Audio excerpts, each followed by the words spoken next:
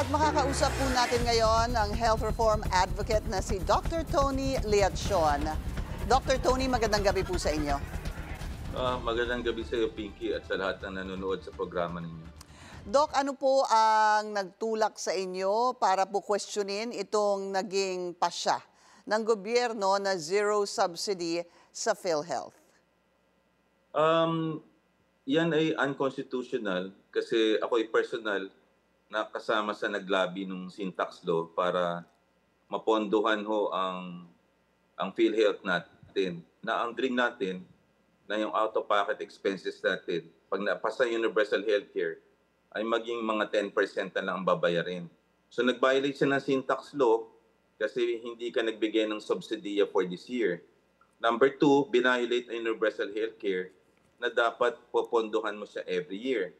Ang pangatlong violation ay hindi mo binigyan yung indirect contributors, yung senior citizens, yung indigents, yung PWD, at saka yung nagpo-4Ps. So ang kakargo ng babayarin for universal healthcare ay yun pong direct contributors na kinakaltas ang sweldo every month para ho masustenan ho ito. At ang pang-apat na mali po, hindi ho nila nilibro ang COA report. At during the February 4 na oral argument, sinabi ho ni Associate Justice Amor Javier na ang COA report sa 3 taon mula 2021 to 2023 ay bankrupt na ang PhilHealth. So the fact na nag-divert ka na 90 billion or 60 billion tapos hindi ka nagbigay ng subsidiya, talagang lalong napadiin tayo sa ganitong problema. At hindi natin may increase ang benefit package, hindi natin mabababa ang premium rate, at ang out-of-pocket expenditure natin pag na-hospital ay hindi bababa. Yan ho ang pinanggagalingan po. At ako po mag-isa lang dito kasi ayaw ko hong mabahiran ng politika ang ating presentation. Academic lang po. Kahit na, Doc Tony, kahit na po marami ang umangal dito sa zero subsidy sa PhilHealth, mag-isa po kayo dito? Mag-isa po ako kasi ang tingin ko, baka po, doon nag-file ho ang isang grupo, sina Atty. Vic Rodriguez, Congressman Isidro Ungab.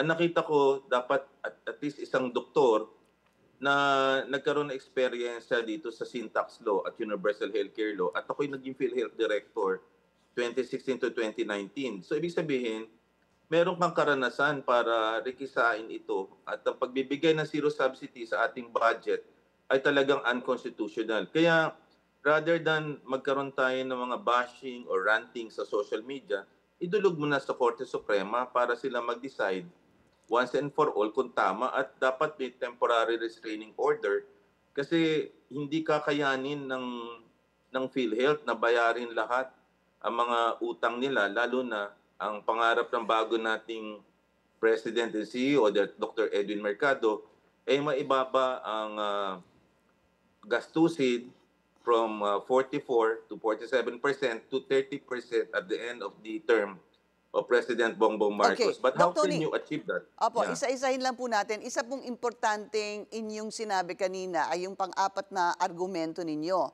Dahil nung oral arguments nga po, sabi po nung isang justice ay lumalabas na bankrupt umano ang PhilHealth. Yun po ang tanong bakit ho kaya lumabas yung ganon coming from supposedly the COA report when in fact ang rason po hindi ho ba ng mga mambabatas ay dahil ang daming excess or surplus funds ng PhilHealth kaya hindi na daw kailangan pa ibigay yung subsidiya para sa tinatawag na indirect contributors? Well, ang tingin ko dyan, hindi ginawa ang spade work ng PhilHealth Board na rekisain ng COA report. Kasi nung nandun ho ako sa PhilHealth, tinitingnan ho namin yung COA report at saka audit report at saka yung actuarial analysis. So bago ka ho magsabi na ikaw ay hindi bankrupt or okay, stable ka, dapat rekisain mo. Meron na palang disallowance at saka COA report na mababankrupt ka. So lalong nasadlak at yun ang nagtulak sa bicameral kasi hindi naging transparent ang PhilHealth about the COA report na paglalangan tuloy ang